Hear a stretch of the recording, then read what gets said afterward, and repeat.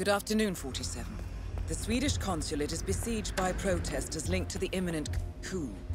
Our intelligence indicates the target entered the consulate with a transport vehicle, most likely carrying weapons.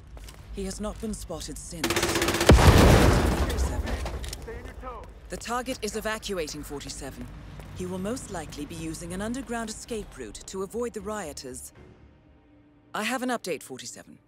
Interpol has an ongoing operation to apprehend the target, and at least one undercover agent is amongst the target's guards.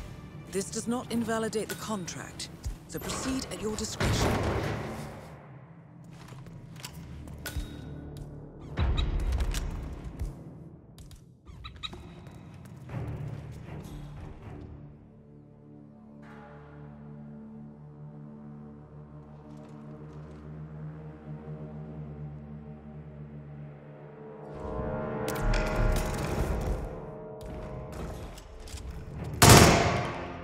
Money has been wired to your account.